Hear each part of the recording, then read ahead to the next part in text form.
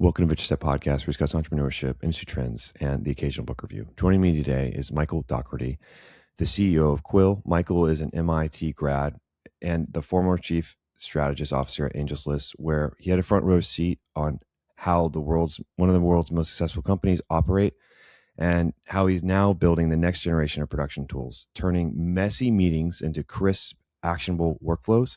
We're diving into the future of AI agents, privacy, and why your next hire should be AI chief of staff. Michael, it's great to have you on the show. Thanks so much. Great to be here.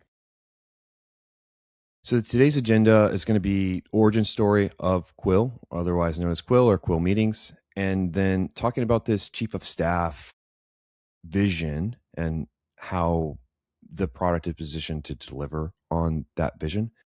And then this strategy of like competing against bigger organizations in the regard of like the stance of being fast, nimble, and having, I would say, the utmost passion on solving the problem, whereas hmm it might be shipped as a feature somewhere else, but at Quill, it's going to be something that is very meaningful to people working there.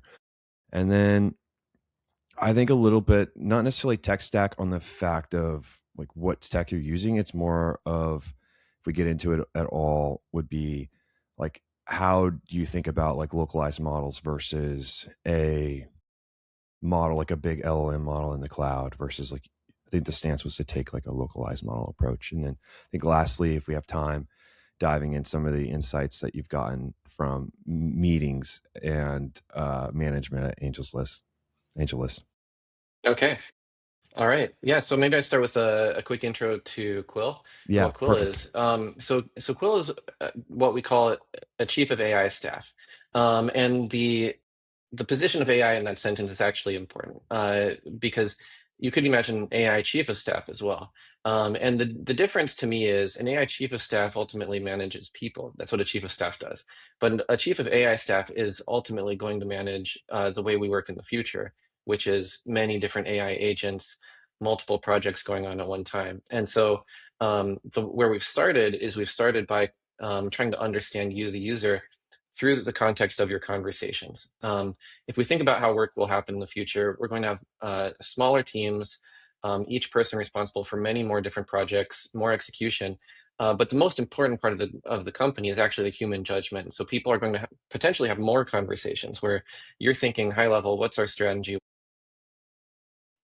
What is most important for us to be doing next? What would be considered a good job there?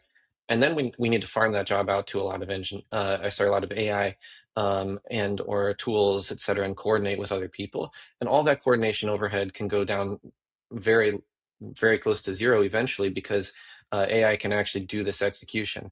And so if you boot up Quill today, the very first thing it starts to do is you have your first meeting, try to have a meeting over 15 minutes, and it will give you a pretty crisp document afterward. It will analyze the type of meeting that you just had, recommend specific document formats, etc.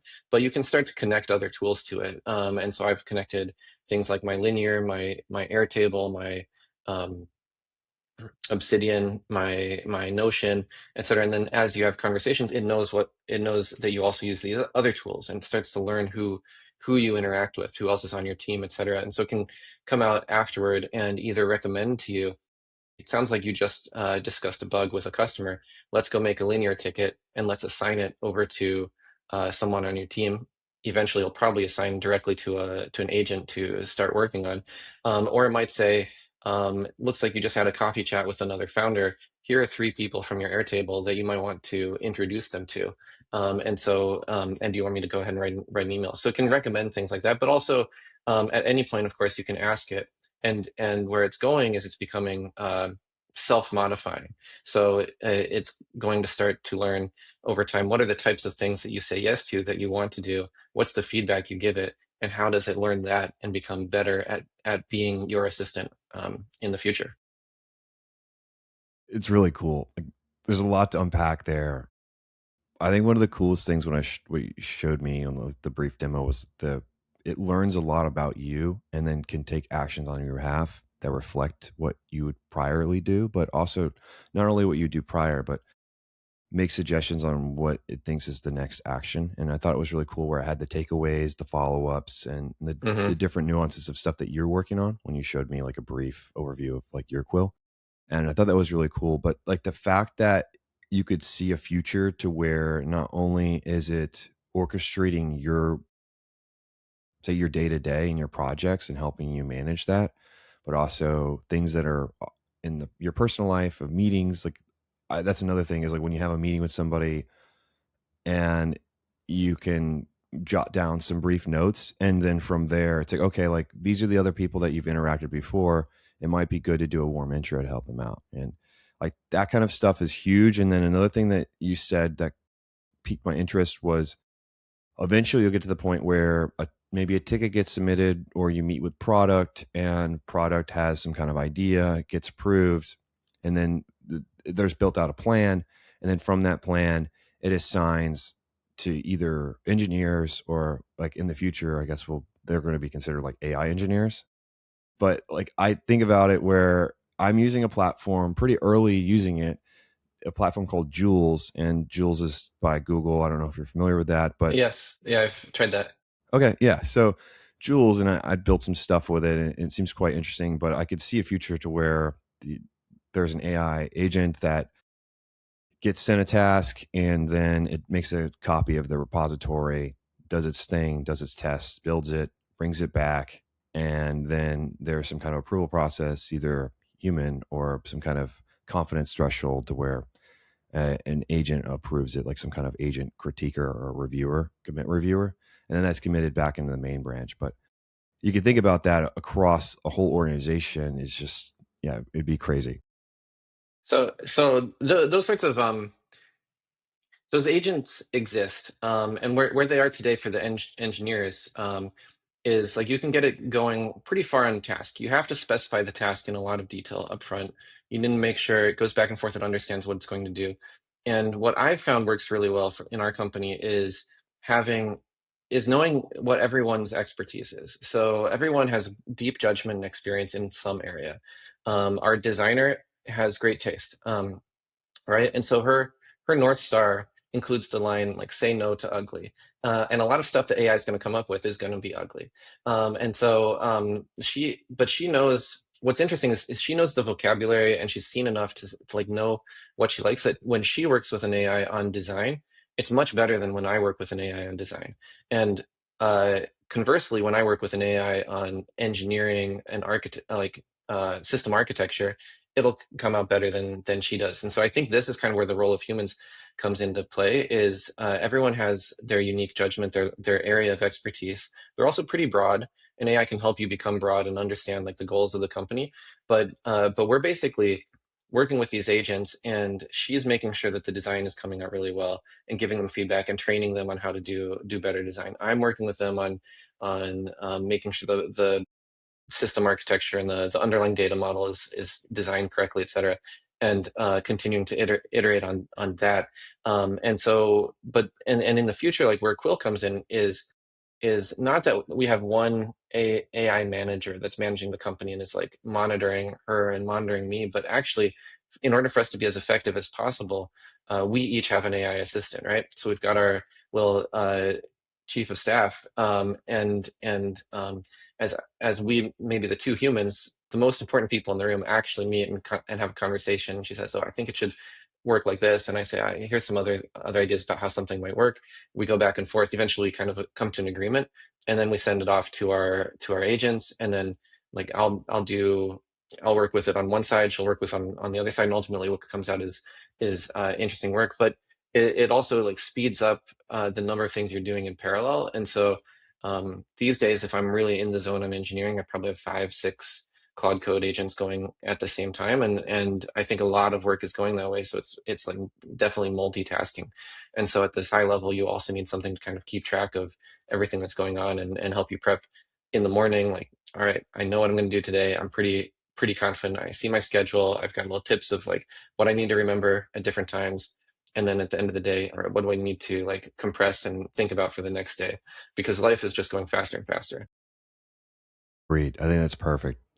I had the same problem where you have something comes up where you had your day planned and you had some deep work and things come up, and then Hmm. before you know it, it's 6 p.m. and you haven't planned for the next day, and then you've got some kind of networking thing or dinner, personal Yeah. activity, and then you get to the next day and you're like, I don't have all my stuff squared away, and then it's kind of repeats, and then you've got travel, and then you have to take a couple days to get back in the swing of things, and then I feel like you're now things are moving so fast that you're just not.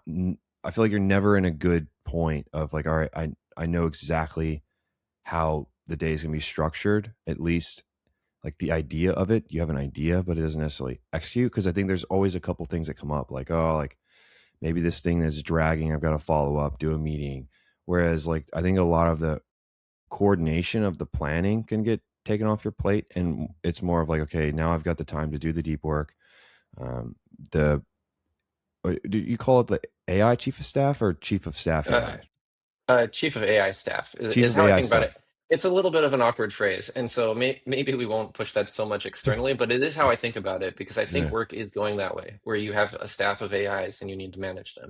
No, I agree, and then also helping you manage your schedule, and then knowing what stuff to follow up. But then when you bring in this like horizontal scaling or like vertical scaling of using agents to do different tasks, and then reviewing the code and looking through it, then that's a whole nother ball game, to where if you have like, so it's a 5 simultaneous things going on at once, and then you've got meetings plus emails and people management, it's a lot, and it doesn't necessarily scale with all that stuff, because you're already operating at scale. So you need something to help put everything on a guide rail, and or have the flexibility to build new roads that connect them back to where they need to go. Yeah, so that's the vision with Quill. I will say where we started, maybe this gets into a little bit of how Quill started, was very much as a meeting note taker and a private one. But our initial thought on the meeting note taking side was when you come out of a meeting, what's frustrating about having a single bot in the call is that every person gets exactly the same summary. And so what that means is it can't actually be most useful to you because it has to be generic. Let's say you're meeting with a client, um, they're not going to have the same take as you. There are some things that you guys agree on, but actually, what they're going to do afterward is they're going to go back to their company and want to have detailed notes on the product you were pitching them and how it might help them and help them make their decision. You're going to come back and say, who are the decision makers? Like, what are the blockers this person brought up? What did they like? What did they dislike? I need to go talk to my co-founder about this. And so you have different things that you actually want to do coming out of the call. And that's why we had this thought that everyone should essentially have their own note taker. And what Quill does from the very beginning, like I said, is kind of categorize the meeting. It's got a lot of templates. It's got your job as part of you enter your job as part of the onboarding and can write as much as or as little as you want. That goes into this categorization and understanding of what it should recommend for you actually to do next. And so even the very early version would say things like, I just met an engineer. I should write an email intro to my co-founder because that was one of the things that I put into my set of templates, and it would frequently recommend that. And I still use this. Like I interviewed an engineer yesterday, and it popped up and said, you have an engineering rubric that you typically use. You should just one click run your rubric, and it gives me this nice document with like evidence for and against various skills, and then I can make my decision. And it's kind of organizing everything, and it's very quick to operate that way. And that's very different than what I want coming out of an internal meeting. I want something totally different. And so it's all about like, what are you actually going to do? Who you're going to communicate with, and what information do you need? Um, and so that's kind of where Quill came from, and where its core is today. And as we build out more of these features around, like now we go cross meeting, and we've got lots of ways you can search across your meetings and you can consolidate information. But now we're building this into your daily workflow, and so our homepage now is a view of your upcoming calls, and it knows who you've met with before, and it'll put a little reminder, hey, last time you said you were going to follow up on XYZ, this sort of thing. And at the top it'll say, today it seems to be a focused engineering day because you've got demo day tomorrow, you've got all this stuff. I think there's a lot more we can do there to help you out. But even as it is, it's so incredible to be Above and able to beyond. go look at my contacts and like know who who I should talk to about XYZ and all this, because all that information has already been entered without me doing anything, just through the conversation. I, yeah, above and beyond what you can do now, and that's the thing that frustrates me so much. Is like you have a team, you have the Teams meeting. I'll name drop the Mm, company, but like Teams, Microsoft mm, is a big company. They've got plenty of talent. There's not enough focus on getting the meetings right. Like when you mm. have meetings, like I think meeting recordings should be centralized in some, if it's like a department thing, or you can list out a folder where the meetings go. And then if your co-lead, like your co-founder might not be able to attend every meeting, but wants to just be in the loop, where there's somewhere like the meetings are stored and the transcription is available and, or the notes can be processed, but everybody gets the same transcription and, or the AI generated result, which I find really frustrating because like a couple of years ago, they would transcribe everything and you could set it up to transcribe automatically. But then you could just one click, like they had the copy and paste icon, and you could just copy and then paste into your AI trained chat or gym or whatever you want to call it template. And then you can make your notes the way you want them. But the issue with that is it doesn't constantly have all the context, like background context, which is really important. But it's good enough to where you can have a nice template and it's consistent and it's important to what is for you in that area, at least as good as it gets. But it's missing the background context of all the other meetings plus the other stuff you've got going on, which was what Quill will do. And the other issue I have is that everybody's got the same result now because they made it difficult to get the transcription now. Like unless you're the owner of the meeting, you can't get the transcription, but you can get the AI notes. So I get the AI recap, but it's not in the format I want. I don't get the raw data, so I can't Hmm. format it the way I want. And it's just like, like this is not optimal. Like one of the key things I don't like about the AI recap is that the takeaways are at the bottom. Like, why are the takeaways at the bottom? Oh, Like you that want them at drives the me top? Yeah. insane. Why is it, no one's going to read the long, like multi-chapter thing? The first thing they want to know is what do you need from me? And then if they don't know what we're talking about, they could read the summary. But why is it like a 2,000 word like summary, whatever it is, 800 to 2,000 words, depending on how long the meeting is, and then the takeaways are at the bottom. Like no one is scrolling that far. Like not everyone There are has Logitech like Max Direct keys, like where the there are two, scroll is easy. two things you said that kind of come back to how I think about product. One is you were saying even 2 years ago you were getting transcripts and you were going to ChatGPT or whatever tool you were using and trying to get your own specific takeaways, the format you want, what you want to do with them. I like to look at the people that are far ahead, and back then that was considered quite far ahead of like the standard, and it's a bit of a manual process, right? But people that are far ahead are getting a lot of value, so they know what they're doing. And so we had some users that were doing that. Back then as well, and we kind of looked at them and said, all right, for these people at least we can be faster. You can customize the templates, you can get one click what you were getting by copying everything and going over ChatGPT, saving the output back to your Obsidian folder and like this stuff. So it's at least a workflow thing.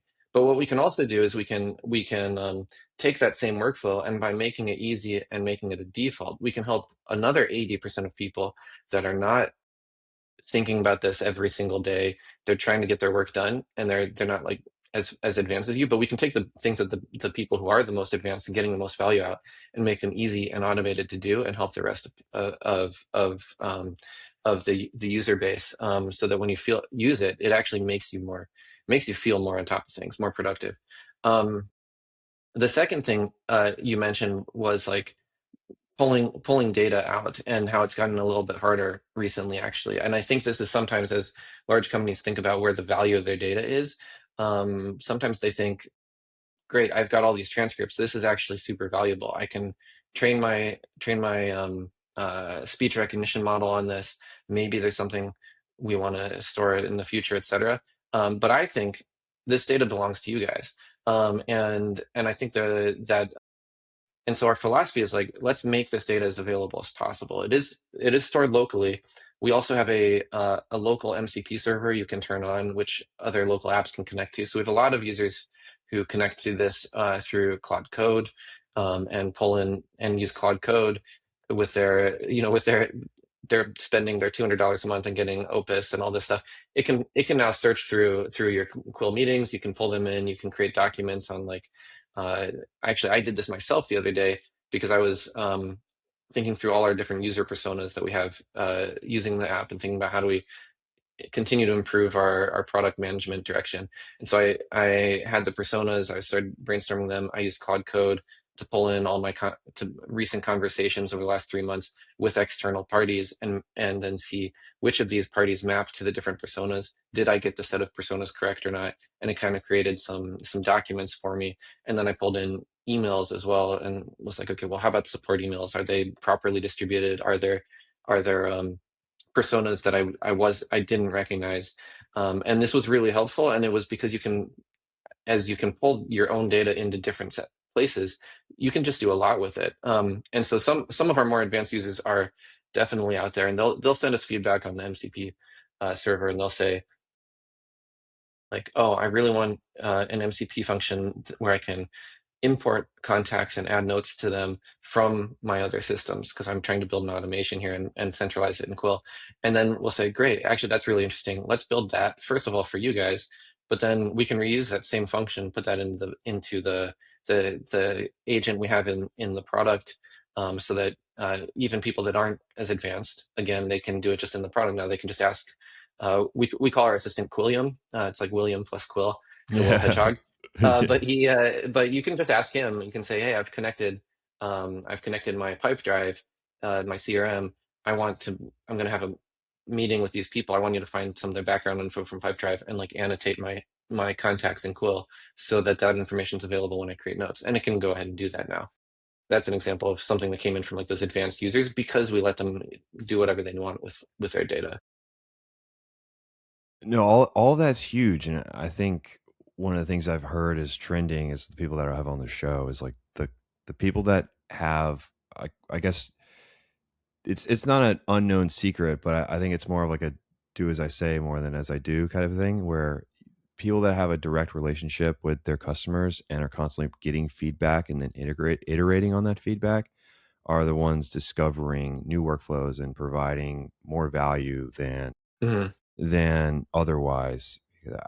I've never met with Microsoft Teams, and no one's Hmm. asked me like how I'd want Microsoft You Teams to you, work. you probably won't. Yeah, it's never going to happen. But like to have that piece is like one, they're your best marketers, they're your best customers, and also they're your best product managers. Like they know what they want. And it's not necessarily say all type of situation to where if they say that this is what they want to do, that's the direction that you got to take. That's not what I'm saying, but I am saying is like Hmm. you do get a broad perspective, and that's one of the reasons why on this show I try to get people from all around different sectors, and I don't specialize in like one thing. What I specialize in is like interesting problems and interesting companies, because everybody's got a different perspective, but there are trends across each sector, and this is one of them definitely. Where like the most innovative ones are like, okay, like I'm really dialed in and focused, but then I'm also getting the customer feedback. I think you're probably also seeing a big trend with right now the world's moving a lot more towards everyone trying to or like the advanced users trying to build their custom software and customize their workflows with OpenClaw and stuff. And that's something I think about a lot as well. And like how can we help Quill become more customized to you? But I feel like I interrupted, so let me stop there and get your next question. No, yeah, I was gonna say two things. One, I was gonna say high 20,000 foot view of what MCP is for Mm, like the model context okay, protocol for people that are less technical that are listening to the show. Typically, the listeners are quite technical or curious, so I think they'd be interested, and you might get them in a rabbit hole later on. And then my next question was like, hey, I know we delayed this podcast episode because you had some stuff that was in the works in February, and I was wondering if you wanted to and let the audience know about the news. sure. Yeah, so okay, so first thing, model context protocol. It's a complicated name. If you're familiar with APIs, it's really just an annotated API. It's a list of functions that can be called with instructions for an agent. And this can be combined with another markdown document, which is instructions, like instructions on how to use this thing. And that's called a skill. The whole industry is kind of figuring out what the right packaging is for AI integrations, because what you need to do is give it capabilities and give it instructions on how to understand how to use those capabilities.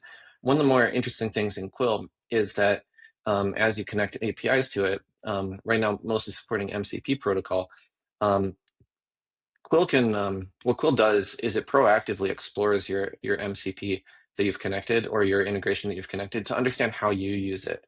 And so it can almost build its own instructions itself, rather than having to wait for the company to provide instructions on how your AI can use it.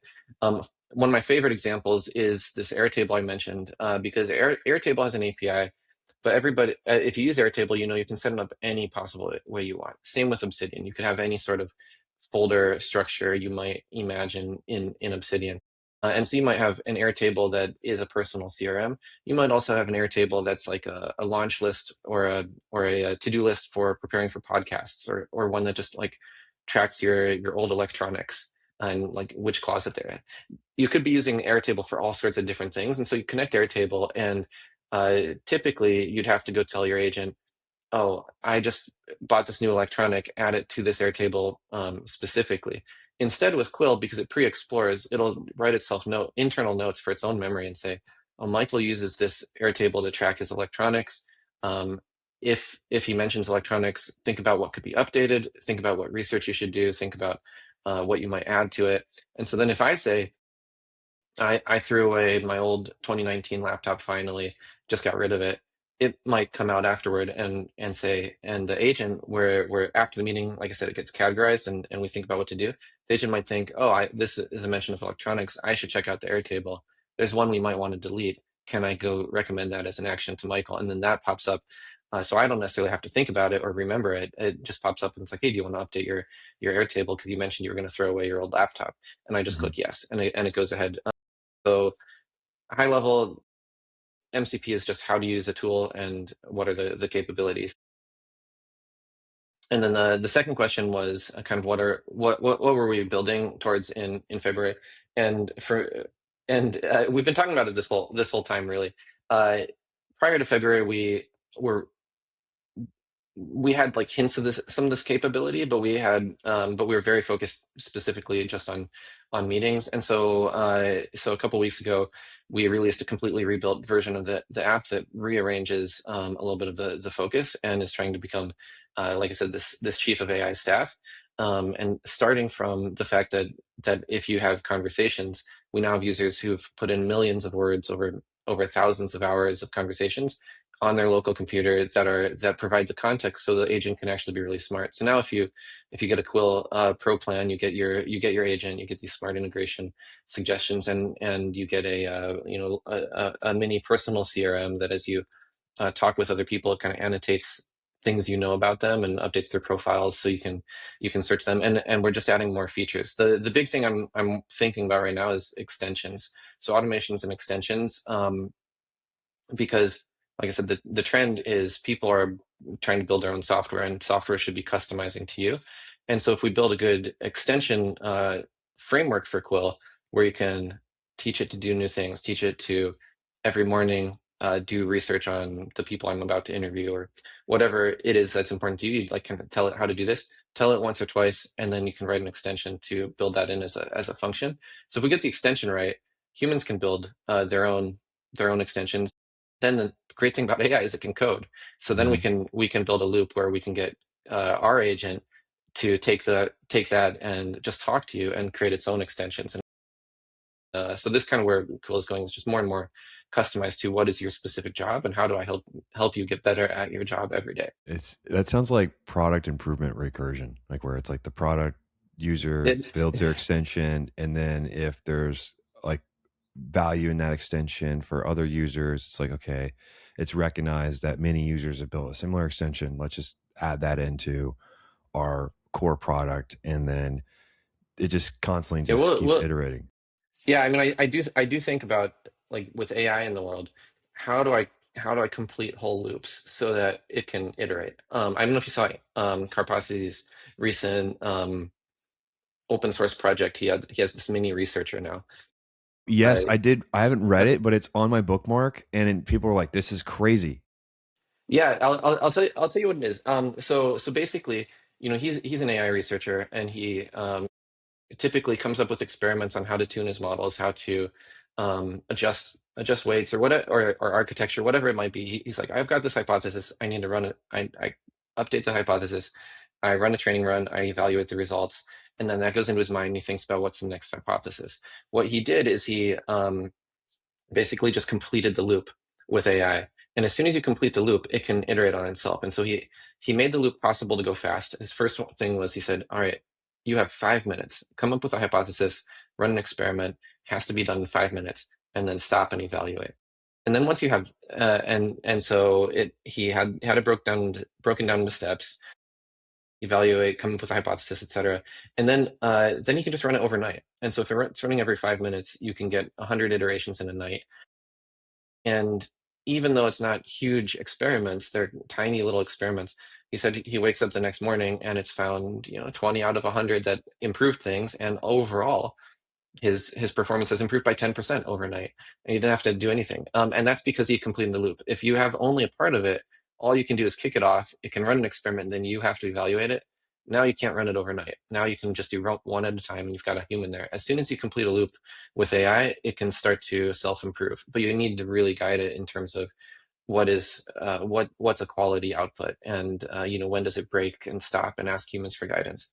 Yep, that and the architecture. You gotta have something that Yeah, makes sure that the architecture of what you're doing is tight, where you're not just going off and making whatever classes or methods, exactly. reusing It can. like not reusing methods and making it like hard coded. Like you don't want any. Like you can get some garbage code pretty quickly. AI can go off the rails because it goes so fast. And so if you complete the loop, but you don't have enough control over it, uh, electrical engineering has always had these like control problems with feedback cycles. It's like when you have a microphone next to a speaker and it feeds back the wrong way, it like hurts your ears. But with AI, it'll either blow up your code base and it won't be maintainable, or it'll if you have it connected to like your email, it'll delete all your historical emails and email 1,000 people in one night because it wanted an answer and no one's responding fast enough. It goes crazy. So you need some controls over there.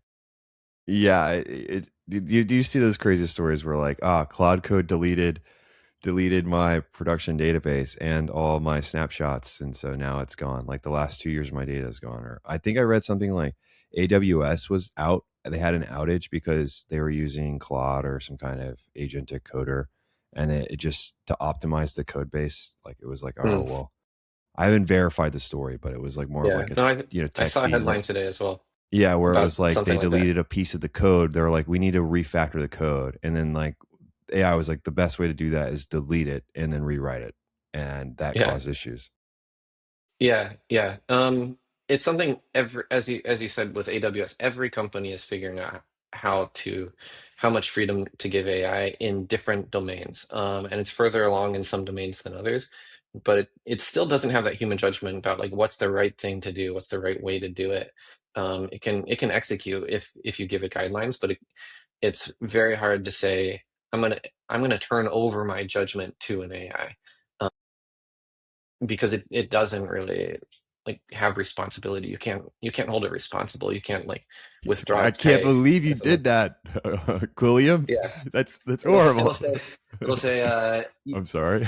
I apologize. You are so right about that. Yeah. Let me try again. Yes.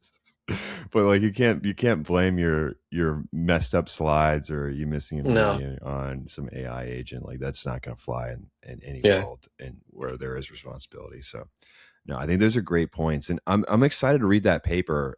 The whole closing the loop, and he made like that research, like the premise of the outcome was like now like research is kind of weird, becoming a much weirder space because like if you have these closed loops iterations between the AI just iterating, you can make like insane research papers pretty Hmm. quickly because you're not necessarily having to like go back, reevaluate, tinker, think about the problem. It's like, okay, if you run an experiment every 5 minutes, all day, every day, you can really turn out a lot of stuff.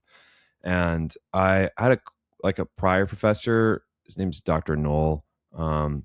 And that's how I refer to him. And he had talked about like a couple years ago. He was like, we need to move away from the doctrine of you need to have like a research paper that you submit that gets approved for a PhD.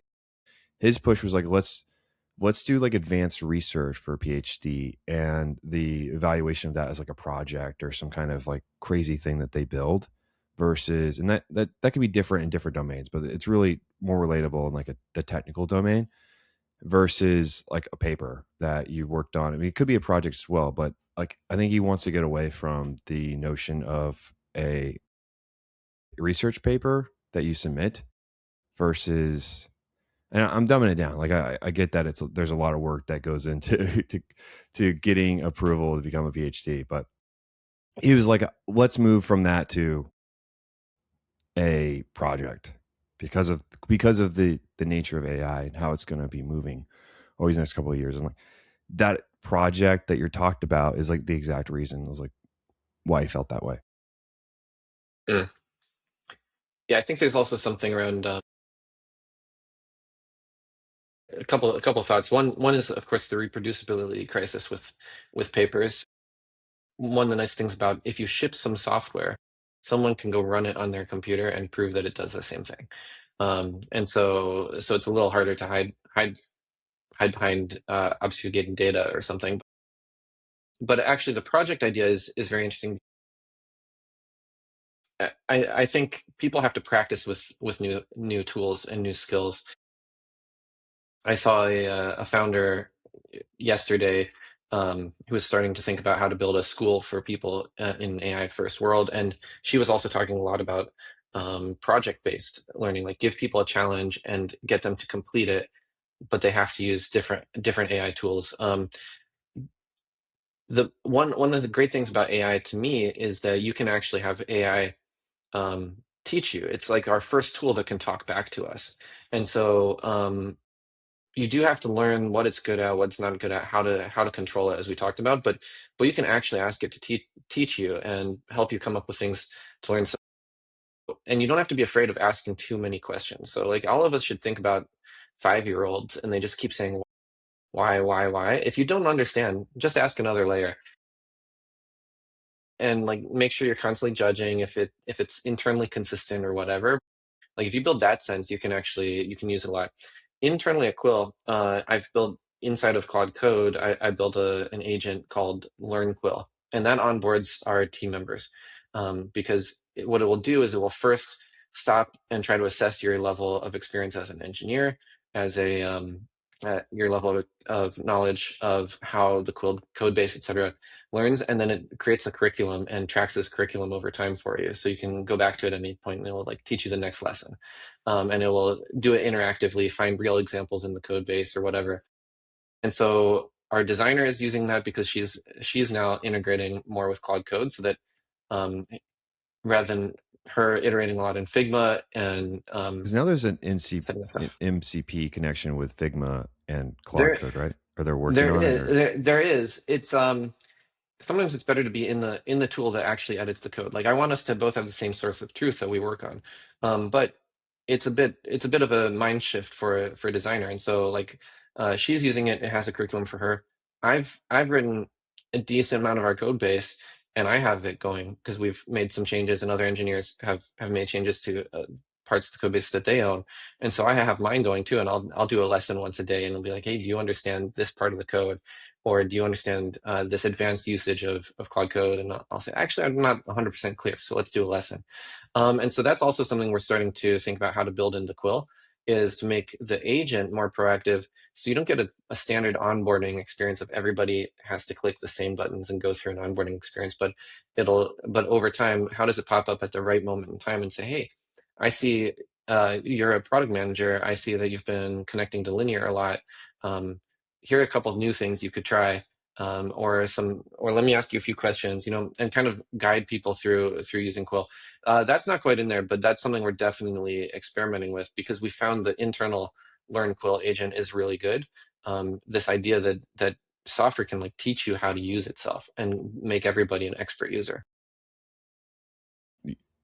That's also really cool. I don't really have a great I don't really have a great response other than It, that's sick. That's my immediate response. It's like that's sick.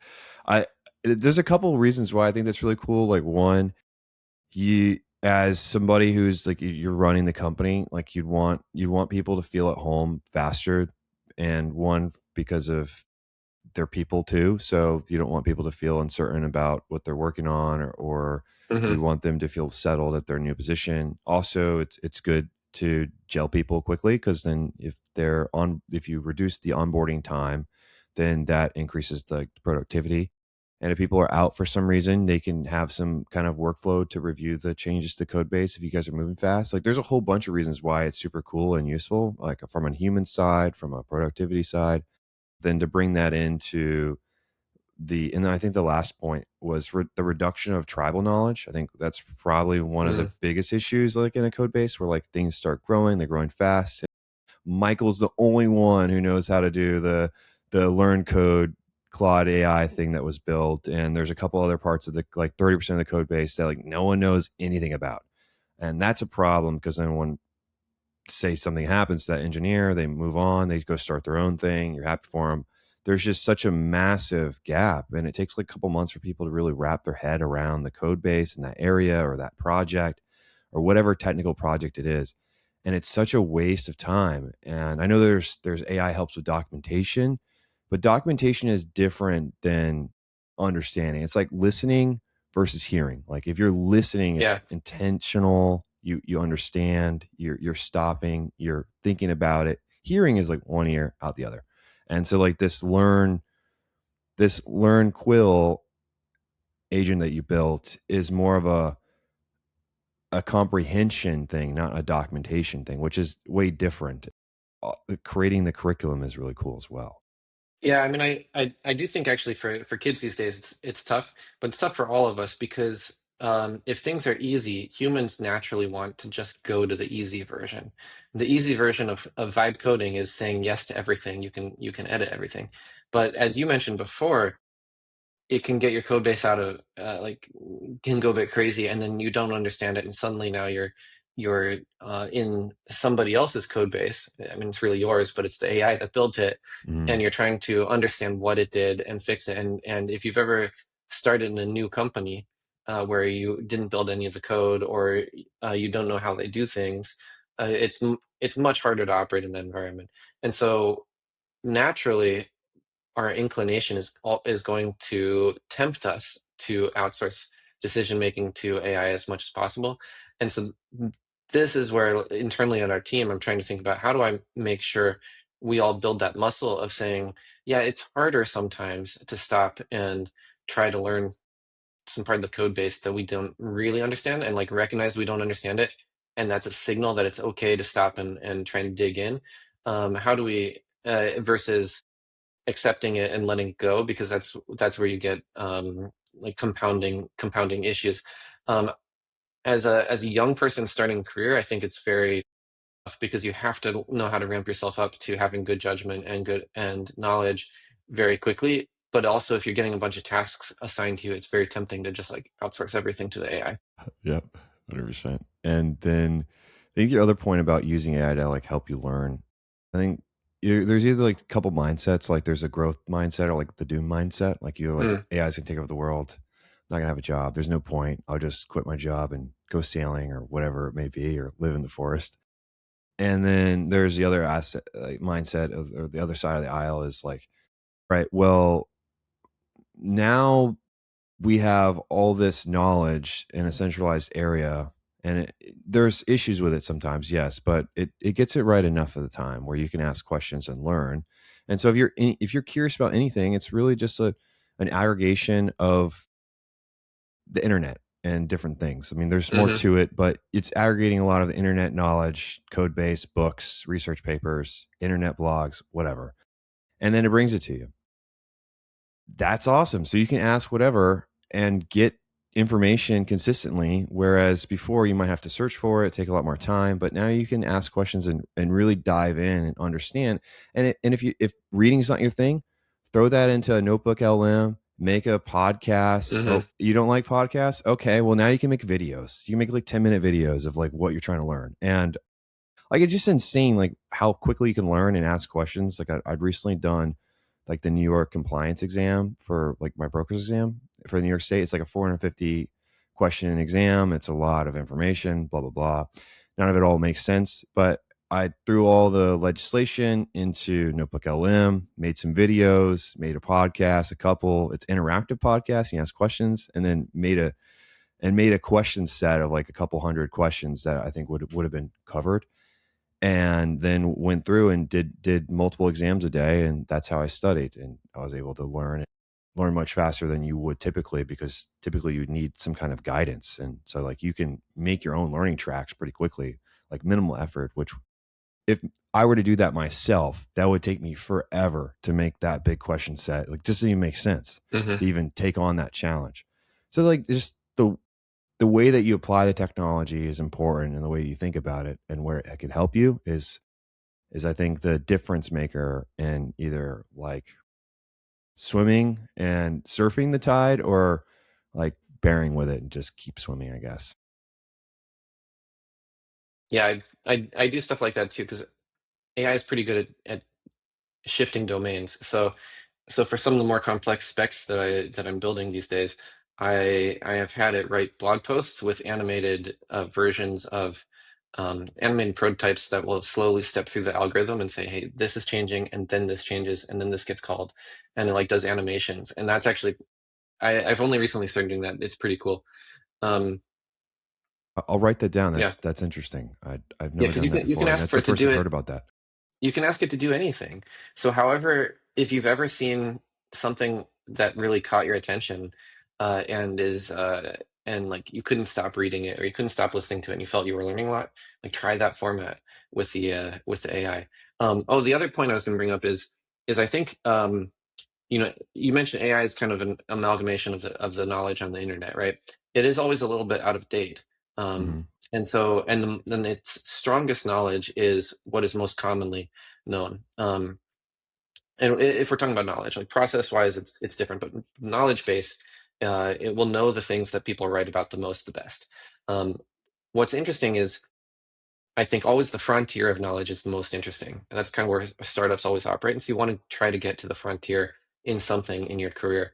Um, it can take a long time. That's what people in PhDs do, right? They keep studying and researching, and then eventually they get to the frontier and they move the frontier slightly.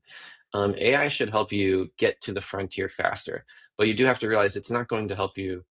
It's not going to move the frontier by itself. You can't create a physics paper by just asking Yes. ChatGPT to write a physics paper, but it can help. But if you're knowledgeable about like where you sense it's getting to the end, it can help you get there much faster. Get the basics, train you on the basics, and then suddenly you can write your own physics paper because you've like learned all the formulas that people know about today, and you also can like probe and understand, well, where is it not clear? That's probably actually an interesting area to do some research on my own. Michael, that's a great point. Using AI to get you to the frontier faster. And like that's the goal in your career, trying to get to the frontier or frontier of anything you want in your life. Hmm. Yeah. Using that to be a catalyst for growth, a knowledge growth, skill growth, to get to the frontier and push the frontier slightly. Be an innovator. Whatever you're trying to do, try to innovate, which is it's awesome. Speaking of innovation, is the I guess the natural progression from note taking to integration of like the agentic command center, like however we want to phrase it. I think you're still coming up with a moniker Yeah. that you like to display externally, but like this agentic command center. And then the next part about these extensions you talked about, which isn't public, and it's in like a work in progress and it's not ready for production or anything like that. It's more of a thought process that we talked about in the show.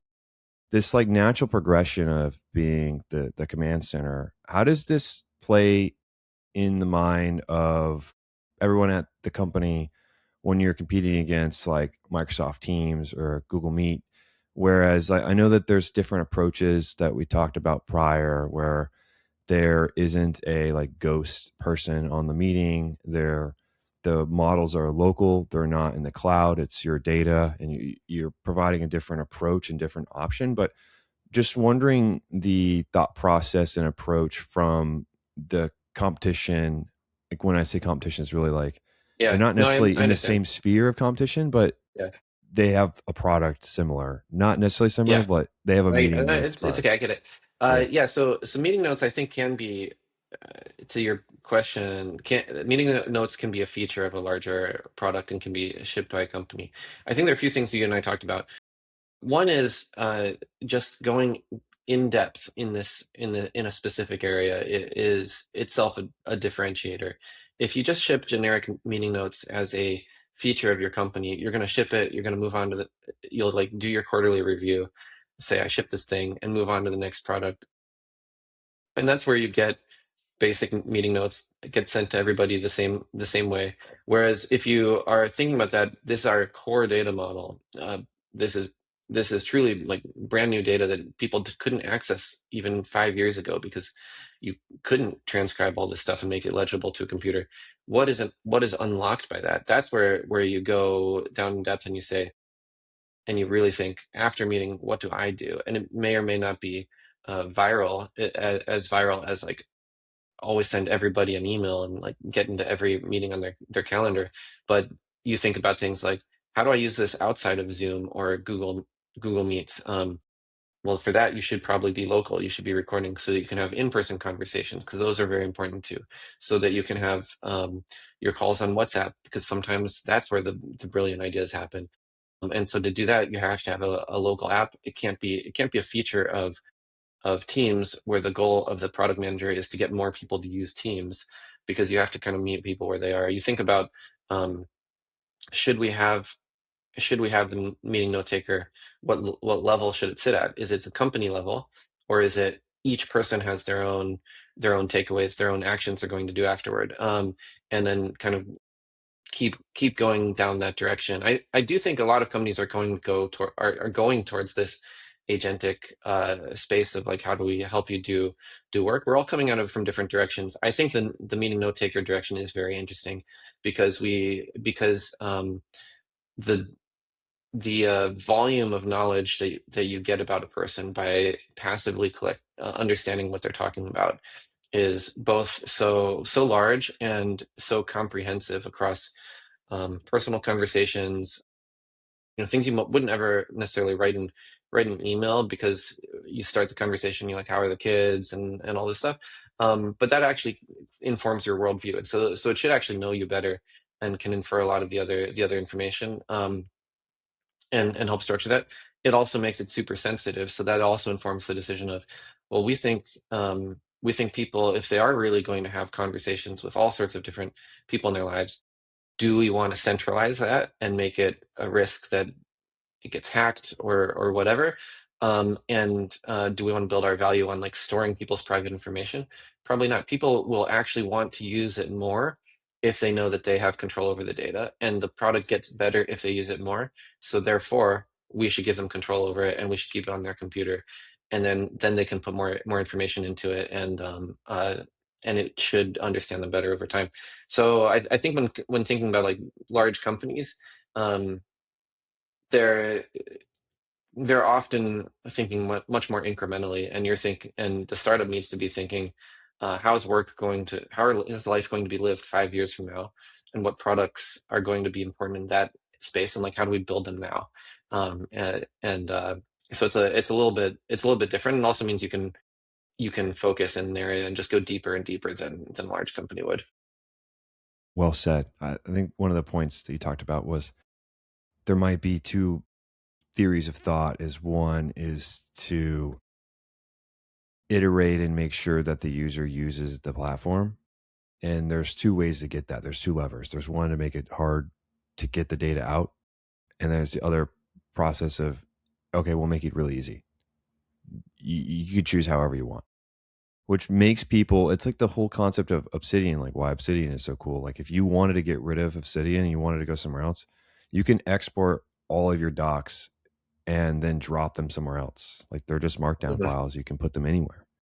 And so people are really open to using Obsidian and putting all their stuff in there and their workflows and getting super complex, because they have full flexibility of, it doesn't matter. They can use YAML, they can use whatever file format they Mhm. want. And it's not a big decision, and they like the company and like the thought process and the brand, but also, things change over time. And it's, people like that flexibility to where it's not, okay, well, if I do this, I'm probably never going to take my stuff out because I've got to export it individually, like one by one, and I'm not going to do that for thousands of notes. So like, this is my Mhm. life's work or whatever I'm working on, and it's stuck, which freaks me out when I have those type of situations, which is more common than, when it's more common than not. And when I have to make those decisions, I'm like, I'd rather just not use them if I have Mhm. the choice. Interesting. Hmm. Yeah, makes sense. But that makes me want to use the product more, because then I'm like, okay, like now I can go all in. And if something happens, I don't know, Obsidian goes away, which probably not happening, but I'm just using Obsidian as an example.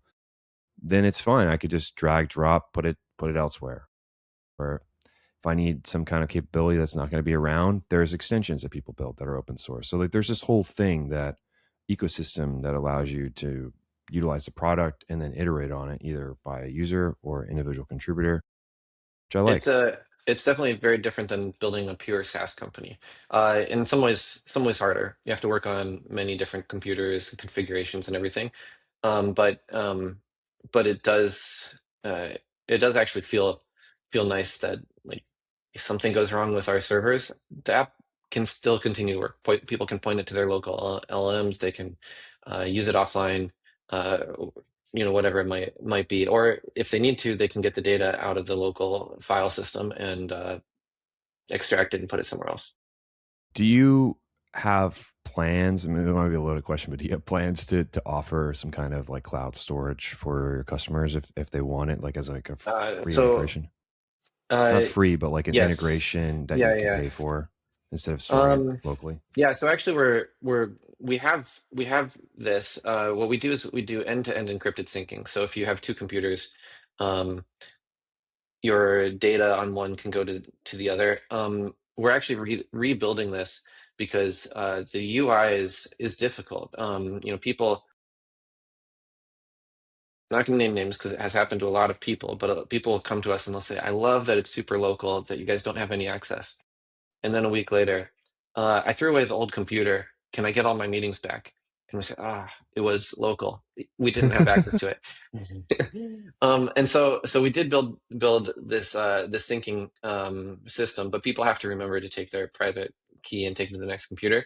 We are in the middle of a big rebuild on this to make it much more robust, so it supports more data types and also a bit easier to use, so it's easier to recover for individual users, and add additional devices, as well as share within teams. People do want to collaborate on stuff, but they just want control over how they collaborate on it. And so for the companies, for the enterprises, are planning also to offer fully self-hosted versions of this. So even with the encrypted data, like if you want to keep it yourself. Like it's airtight versus, Yeah, it's like airtight, yeah. like in the cloud Hmm. somewhere where you don't have access, you don't know what's in there. You're Hmm. just handing the keys to the user and the user authenticates. Hmm. Yeah, no, really cool. I like the aspect of being able to say, hey, some stuff I don't care if it's in the cloud, some stuff I don't want in the cloud. Whereas I can make the choice, like, but then there's some positions in some companies that you're working at, or say your easy one would be like intelligence or defense. Like, Hmm. absolutely, that stuff cannot be in the cloud. That's local. But having And the so flexibility is cool.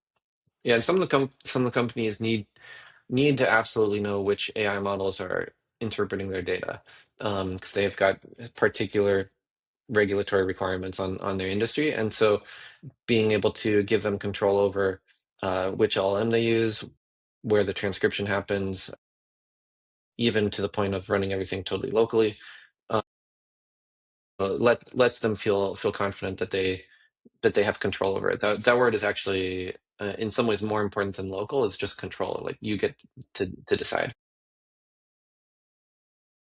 No, 100%. I think this is like a wonderful episode, Michael.